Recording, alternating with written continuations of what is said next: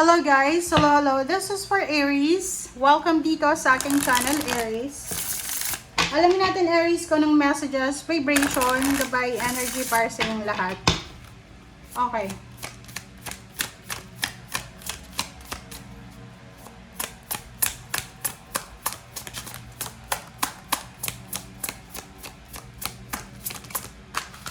Okay, Aries, be natural.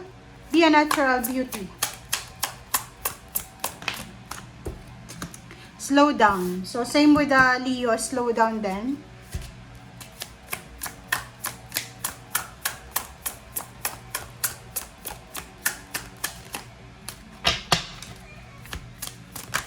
Alright. Offer your love. Wow.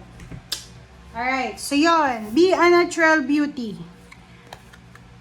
Aries, your entire body is precious. So, choose personal care products that reflect your consciousness and commitment to self-love.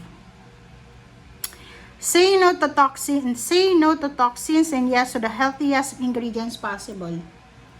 You deserve to look and feel great and you're worth the effort. Be a natural beauty. Ato guys, parang ano to, bisyo. May mga bisyo ba kayo, Aries? Kasi eto, posibleng may bisyo ka. Inom, alak, or kung lalaki ka, may mga bawal ba na dapat na wag mong ilagay sa katawan mo? Kasi sinasabi ng baraha dito na deserve mo daw na maging healthy, deserve mong puro lang healthy ang ilagay mo sa katawan mo. Okay? So, mahalin mo daw yung sarili mo. Yung be a natural beauty, pwedeng, babae. Pwedeng babae ka na Aries, na mahilig kang magpaganda, may mga skincare routine ka, careful ka sa mga inilalagay mo sa katawan mo, or lalo na yung iniinom nating mga vitamins or anything na pampaputi, pampaganda, or ganito ganyan. So, you need to be careful daw sa taong ito. Okay, next card natin, slow down. Slow down, same with the Leo. Pag yung feeling mo daw, Aries, ay mabigat na, yung parang feeling mo, umiikot na yung mundo mo, na hindi mo makontrol, mabilis kanyang mawala ng interest, mabilis kang mawala ng focus. So, sinasabi ng baraha, mag-isip tayo Kailangan yung mag-isip. Kailangan yung magdahan-dahan sa mga ginagawa nyo. Okay? Next card natin is offer your love. Offer your love. Dito sinasabi sa iyo, Aries, na kung meron ka na nagugustuhan, single ka, kung may nagugustuhan ka, sabihin mo. Gamitin mo, i-maximize mo yung social media, email, call, chat, or yung cellphone, or bisitahin mo.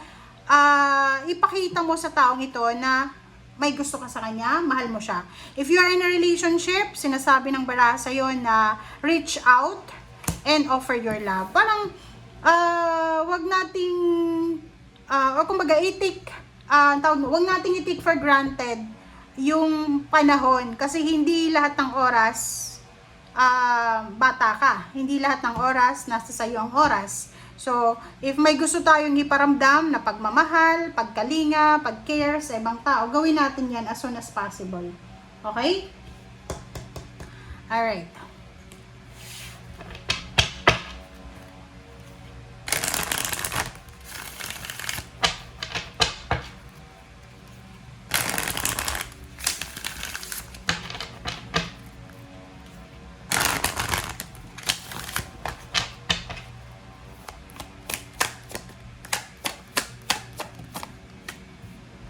Okay, movement, choices, and decision. So, sa taong ito daw, Aries, posibleng may ibang Aries na magpaplanong magpakasal, mag-travel, magpagawa ng bahay, ma-in love, magbakasyon, or marami kayong posibleng pagdesisyonan sa taong ito. Okay?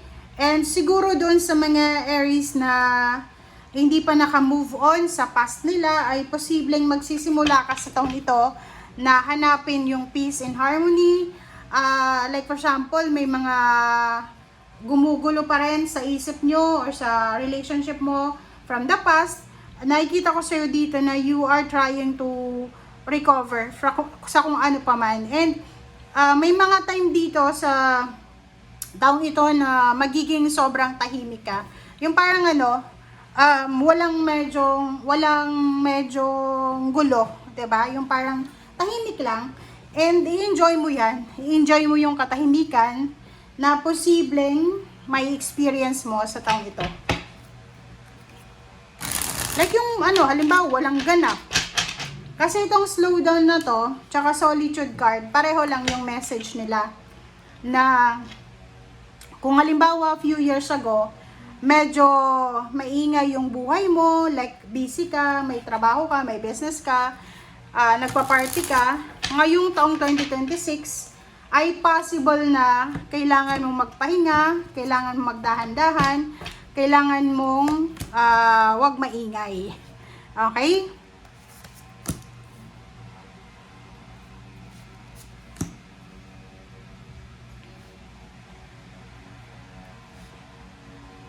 Alright.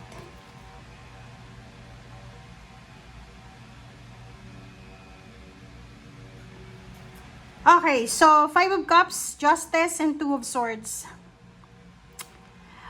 Possible na may mga kontrata na i-offer sa'yo. There's a contract signing, documents, papers, or mayroon kang pinaplano na movement. Pwedeng marami kang pinaplano. And dito sinasabi ng barahan na kailangan mong pag-isipang mabuti kung ano man ang plano na yan para hindi ka magsisi sa bandang huli. Like bisyo, yung pagbibisyo natin, walang sino man ang sisisihin dyan. Okay? Lahat ng ginagawa natin sa buhay natin, may consequences yan. Masama or mabuti yung ginagawa mo sa ngayon, there's a consequences dyan. So, kailangan mong pag-isipan para hindi ka magsisi sa bandang huli.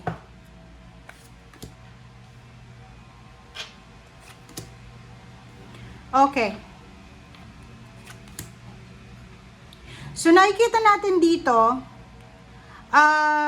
possible na meron kang pinaplano na gawin. Gusto mong mag-launch ng business, gusto mong lumipat ng trabaho, lumipat ng tinitirhan, kailangan mo ng pera kailangan mo ng financial help. Nakikita ko sa'yo dito na malaking halagang pera ang kakailanganin mo para sa pagsisimula na gagawin mo. Like, gusto mong pumunta ng ibang bansa, kailangan mo mag-process ng papers and documents, kailangan mo dyan ng budget. And yung 6 of Pentacles, sinasabi ng baraha sa'yo dito na iniisip mo kung sino yung tao na posibleng makakatulong sa'yo. Iniisip mo sa taong ito na gagawin mo kung ano itong plano mo because gusto mong maging balance yung pera. Pero, bago mo siya magawa, like for example, pupunta ka ng ibang bansa para maghanap ng trabaho, para mag-ipon ng pera. Pero bago ka makakapunta ng ibang bansa, kailangan mo munang malaking halagang pera. Like puhunan, investment sa sarili mo. Kailangan mong ayusin yung papeles, pera yung kailangan nun. Kailangan mo ng maleta, kailangan mo ng kung ano-ano. So, pera ang kailangan mo muna bago ka makaalis. So, sinasabi ng barahan na to na kakailanganin mo yung tulong ng mga tao sa paligid mo ngayong taong ito para makuha mo kung ano yung gusto mo sa future. Okay? So, thank you guys. Bye!